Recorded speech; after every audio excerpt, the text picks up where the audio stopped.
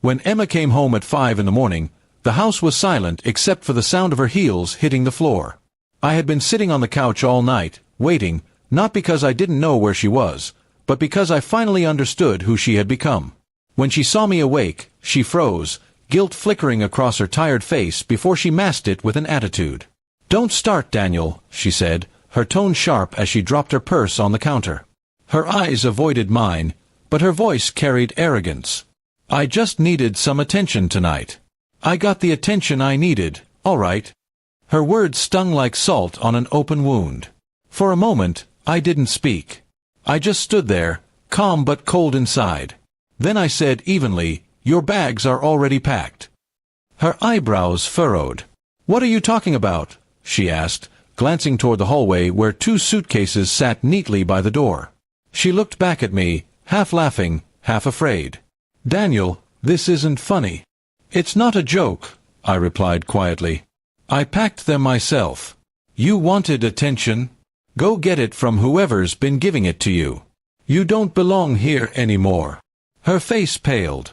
"You're being dramatic," she said, her voice shaking slightly. "It was just one night. I made a mistake.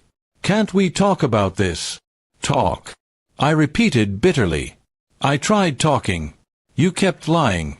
Every late night, every unread message, every fake business trip.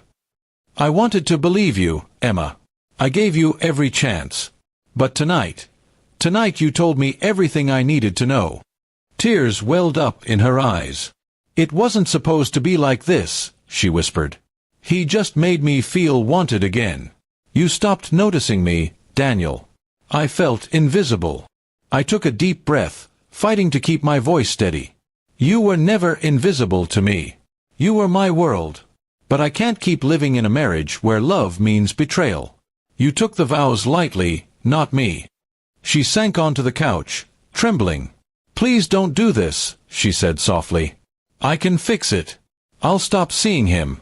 I'll prove it to you." I shook my head. "You can't fix something that's already broken beyond repair." I stayed because I hoped things would change. But tonight, I realized the truth. You chose your own path. She looked at the packed bags, then at me, realizing there was no warmth left in my eyes. "So that's it?" she asked bitterly. "You're just ending everything?" "I'm ending the pain," I said. "We've been living a lie for too long.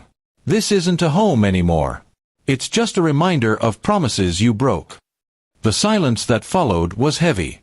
She stood, wiped her tears, and walked toward the door, pulling her suitcases behind her. Before stepping out, she turned back one last time. "I never meant to hurt you," she whispered. "I know," I said quietly. "But you did. And I can't unsee it." The door closed softly behind her, and the sound echoed through the empty house. I stood there for a long moment before picking up the folder I had placed on the table earlier. Inside was the divorce petition I'd signed hours ago. By sunrise, I drove to the lawyer's office and filed it.